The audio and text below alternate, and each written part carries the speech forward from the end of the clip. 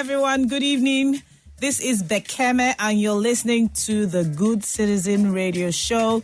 The show is brought to you by CSR in Action and is funded by Aspire Coronation Trust Foundation, aka ACT Foundation, which is a grant-making organization established in 2016 to support local, national, and regional non-profits working in health, environment, entrepreneurship, and leadership to address the various challenges across the African continent. And of course, you know why they sponsor the Good Citizen Radio Show.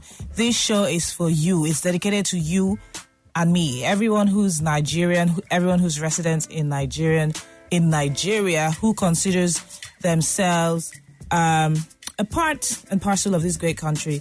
So the show is all about us taking leadership positions, no matter the situation we find ourselves.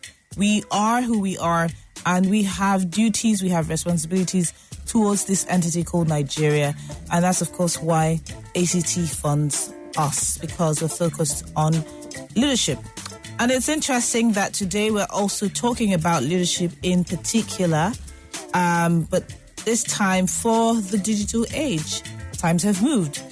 But a little bit of Nigerian history. Did you know that Kano has a great warrior? Once upon a time, in Kano, there was a great warrior princess, Magajiya Maimuna, who led her cavalry from Zaria to Kumbwada. Kumbwada today is still ruled by Queen Hajia Haizatu Ahmed, who presides over about 500,000, depending on where you look at it. So some people say 33,000 inhabitants.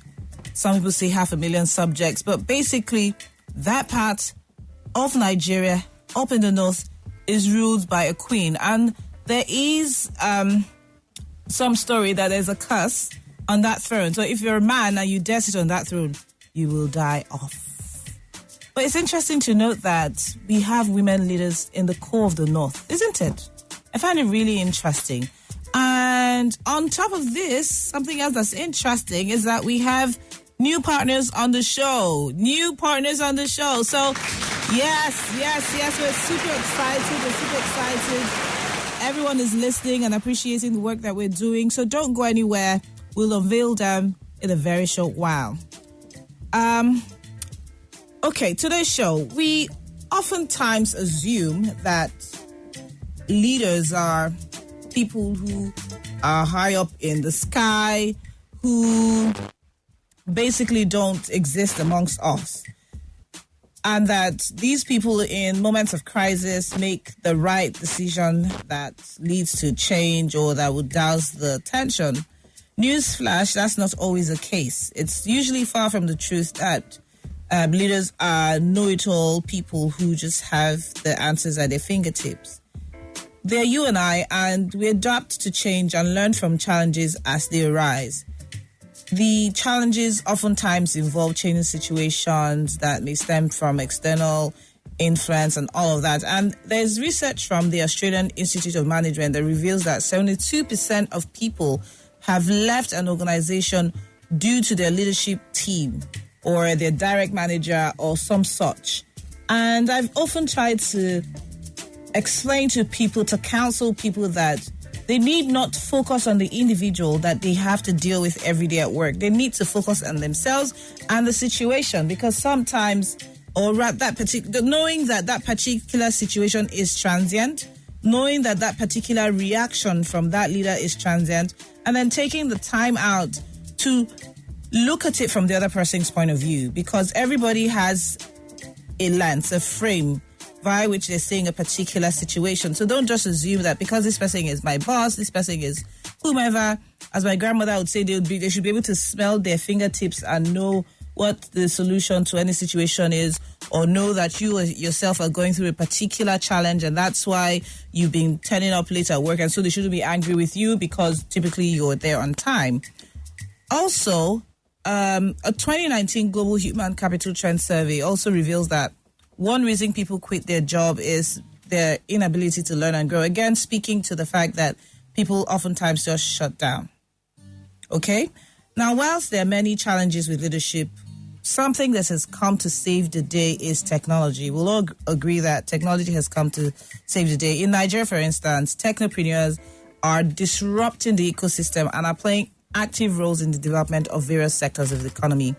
Many solutions are developed by Nigerians, platforms like Paystack, Remita by System Specs, Flutterware, even Verve is becoming the most widely used in this part of the world. And this development has brought about a new crop of leaders who are making a change globally. And this same technology and digital platforms are helping our work, our progress to be known globally. That's why the Forbes 30 Under 30 list, which was released last year, had 20 Nigerians featured on it. Popular amongst the names are Alex Iwobi, Adeni Yomotayo, Jessica Nuna, Richard Akusin, and Evan Sakano. And then, it reminds me of this man, Mr. Emeagwali, who purportedly was the Philip Emeagwali, purportedly is the first person to have developed the fastest computer or something like that. And I think that, wow, we are clearly onto something here in the world today and in this part of the world. Now, a McKinsey report suggests that the secret to developing effective leaders is to encourage 4 types of behaviors, namely solving problems effectively, operating with a strong results orientation, seeking different perspectives, and supporting others. I think that even in today's digital world in leadership, these 4 principles still apply.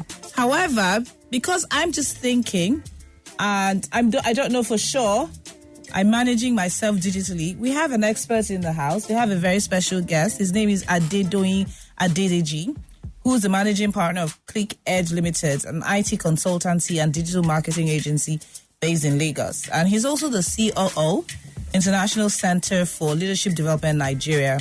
He's an IT project manager. He's a writer. He's a social entrepreneur, I guess technopreneur. And he's an alumnus of Barack Obama's Young African Leaders Initiative Regional Leadership Center, YALI. And he's a member of the International Institute of Global Leadership and the author of a book titled Choosing a Rewarding Career in Technology. Thank you for coming on the show, Adedoyin. Thank you for having me It's really great to have you this nice, cool evening. Nice, cool Hamatan evening. Yes. Yes, to discuss the digital age. Yes. Now, before we commence with your questions, I just wanted to use this opportunity to touch base with our WhatsApp group. I did tell you all that we have a thriving WhatsApp group, and constantly they're influencing us behind the scenes in terms of the discussions. And one of our most prolific users, Ireti, had this to say. She says, we don't need any more analog leaders in this digital time. Therefore, leaders should be compelled to demonstrate a robust understanding of the environment and the teaming mass that dominate that environment. One of the critical reliance or worth of any technology is integrity, both data and human. So what's the difference between an analog-minded leader and a digital one?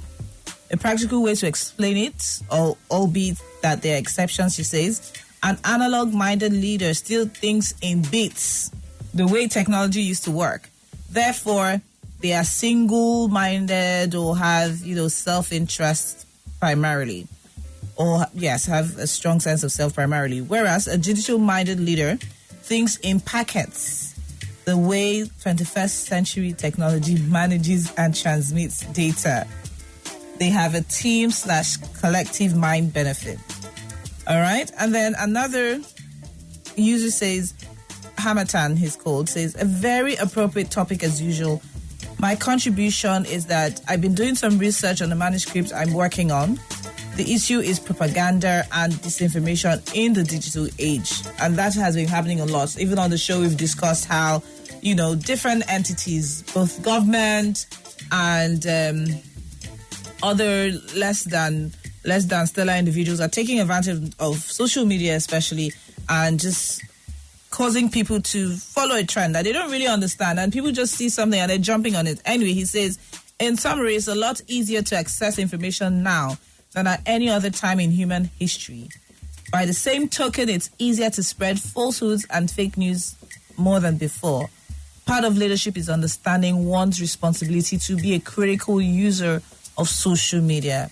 You do not assume facts not proven where the subject is of some significance. Teaching digital literacy includes such critical assessment of facts. What do you have to say about those contributions that they're doing? Well, I think one of the key things about the era that we are in and leadership is that the face of leadership is changing. Yes. And one of the things a lot of young people need to understand is that we are at an era where we have more power than we used to have. But then the difference between now and then, in the past, is the fact that we have so much power, but the question is, how do we use this power that technology has given to us as young people? How do we leverage this power to achieve results? We've seen across the world young people doing a lot of things, primarily because of technology. Irrespective of their backgrounds, you see a lot of people doing awesome things across the world, largely because technology has empowered them to do. And I think in a lot of ways, by trying to leverage technology more, young people can understand the power that technology gives to them, one. And also, by valuing technology, and not just saying, I have a smartphone and I can use it to browse, but by understanding the value. The responsibility that comes with it. Yes. It makes a whole lot of difference in the life of an average young person.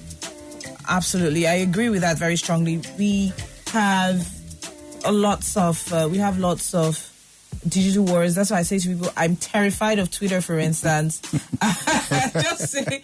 just say one thing, and then those keypad warriors just jump at you, exactly. Or just drop something, and people just jump at it. People just jump at it. I think that's where the power comes in, and I think the right thing is every young person needs to understand how best to leverage it. It's not something to fear, but I think it's something to master. Absolutely. When you master how to create the right content, to get the right engagement, I think you are on the way up there to becoming a leader.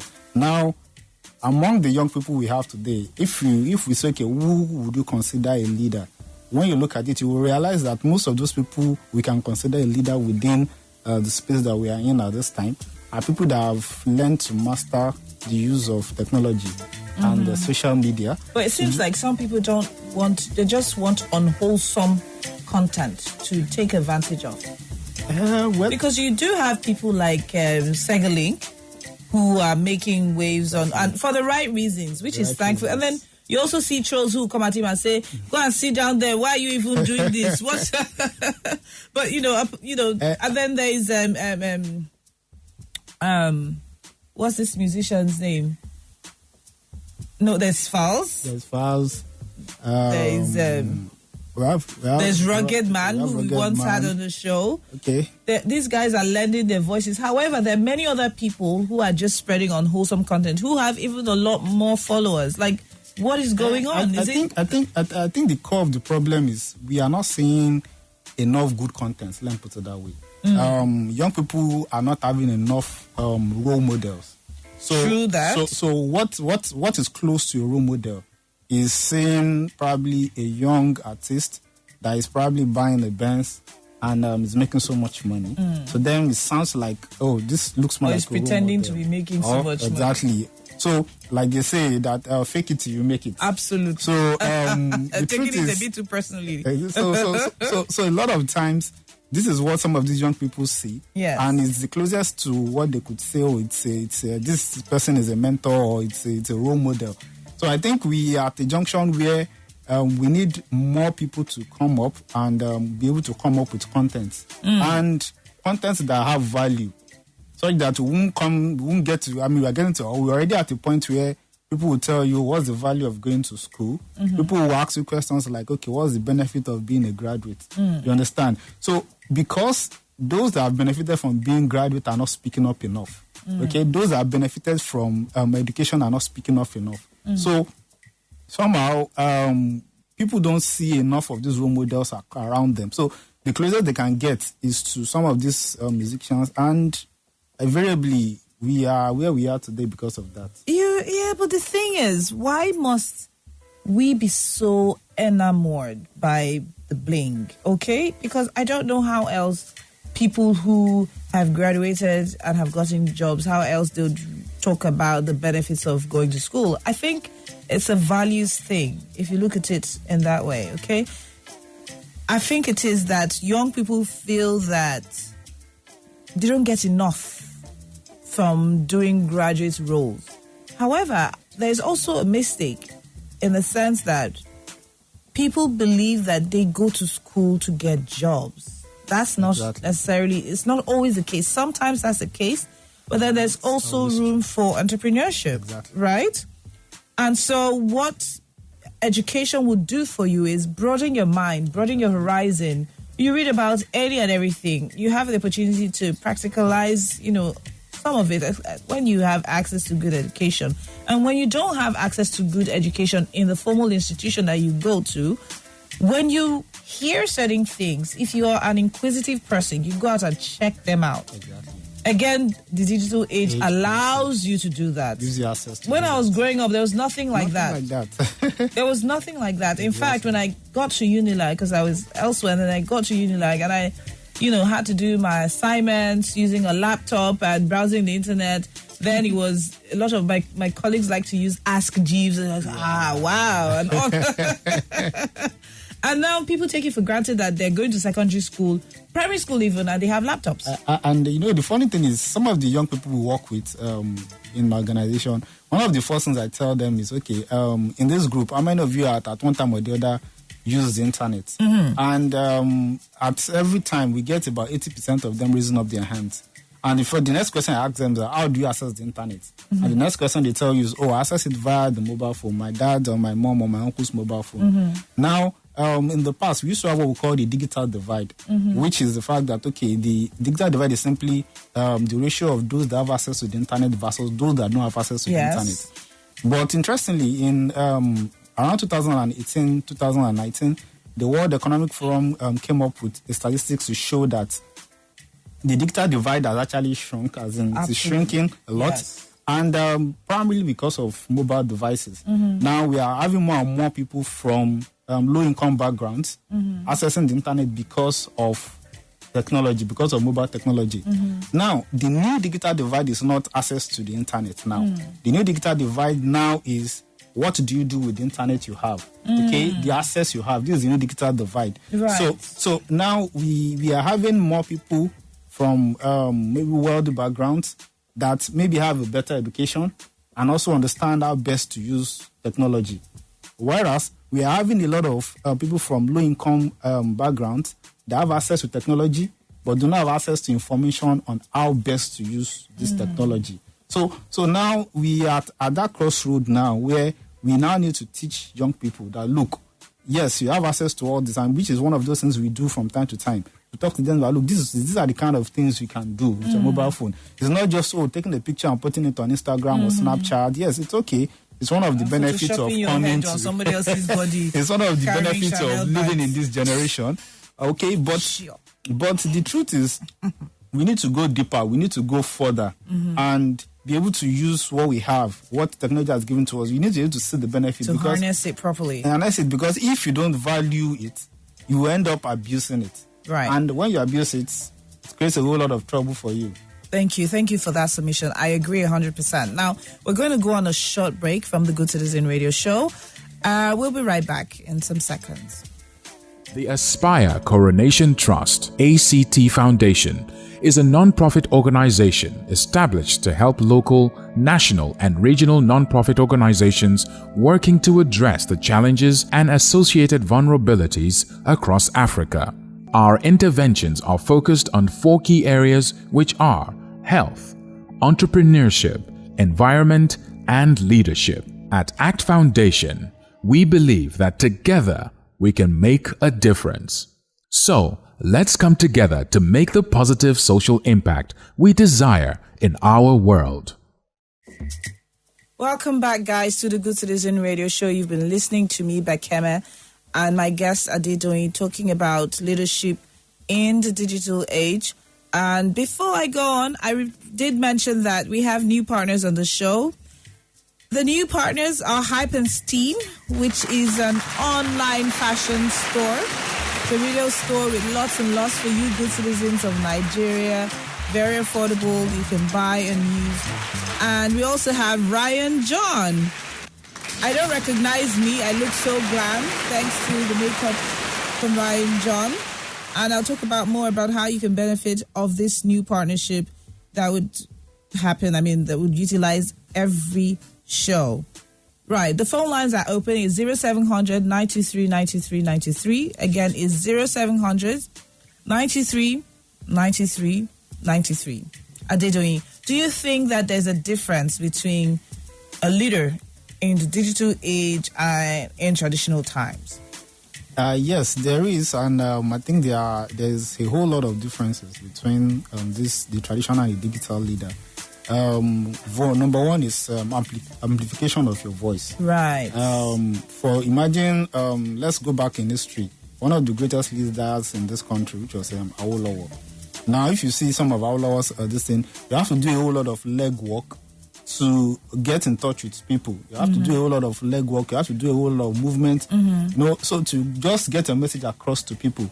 But we have a call. Excuse me. Hello. Hello. Good evening, Hi, Ndidi. Good evening. Good evening. Hi. How are you today? I'm very fine, thank you. Mr. Adedeji, good evening, sir. Good evening. Okay. This is nice to say Happy New Year to you. Happy New Year to you too. Okay, talking about leadership in this digital world. What I believe is that technology can only help us to bring out what we have inside of us. If we have nothing inside, then technology cannot portray anything. So we start with what we have inside first. Do we have integrity for leadership? Are we leaders ourselves? What I understand is that everybody is a leader in his or her own capacity. Yes. If you sweep the road, you are a leader. As long as you sweep the road perfectly. Yes, and with nobody diligence. will have to ask. Exactly. Nobody will have to ask, has this place been swept? They can see that it has been swept. They don't need to ask the answer. So what we have inside is what the digital technology can help us to portray. You know, that's when we were learning computer, they say garbage in and garbage out. Some people will say it was computer that made the mistake. No, you made the mistake, and the computer portrayed your mistake. That is so. It is for us to build up it is for us to build up ourselves. Then we cannot use the technology to portray it to the whole world to see our leadership capabilities and abilities. By then, they cannot identify us by what we are actually portraying. Somebody can have all the digital technology in the office, and it's of no use. Thank you, Ndidi. You always make a lot of sense. Thank you. I agree 110%. And that's what we were talking about earlier when I said, it's about the values. But then you talked about amplification, okay? Because first of all, you have to have something. You have to have common sense first. You need some capacity. Thank you. Capacity for technology to amplify. Yes. So if you don't have it, there's really nothing serious technology needs to amplify for you. Yes. So I think one of the ways technology also come in this area is developing further capacity. Because so it's not using that power that you have sensibly to develop further capacity. Right. I was once in a gathering in Unilag. And one of the things the audience were saying was, you are telling us that, okay, we can change the world, we can do all those things, but our educational system is not good enough. Our educational system is not helping us. And the next question I asked them is that, do you use internet? He said, yes. Okay, this internet you use, what have you learned using the internet? He said, sometimes I just play games. I said, see, the truth is, we are at a time where technology has created what I call an equalizer. Yes. The same set of phones we use today, the same set of phones the kids in US use. Yes. The same set of phones. So you can do whatever. You can do whatever you want to do. There are no excuses anymore. All right. So the era of it was maybe my background, maybe it's my schooling. All that is out of the window right now. Yes. Because as long as you can access the internet, you can do almost anything you want to do. And that's how you see some funny people go to popular threads begging for 3,000 naira, 1,500 to purportedly feed their child. But we know it's a lie. So you have access to the internet, and that is what you use it to do. You ask for 2,000 naira. How's that going to better your life? How much is the data? That's digital begging now. All right. So any final words for you? Because this show gets really exciting. There's lots to talk about. So I give you a minute to talk about, any final words that you definitely think our listeners need to hear. Okay. I think two major things I would just talk about is number one is digital emotional intelligence. Mm-hmm. A lot of young people need to understand how to communicate and interact online. Okay. It's very, very critical because it can make or destroy the future. A lot of young people have lost opportunities. They've lost a whole lot of good opportunities because of the way they communicate online. And I think the other thing also is continuous learning. We need to continue to learn as much as you can. The internet space is there. We have what we call the MOOCs, where you can, a whole lot of online courses where you can learn and develop yourself. And lastly, I will talk about take charge of your privacy. Understand what you need to share online and what not to share. It's very, very vital.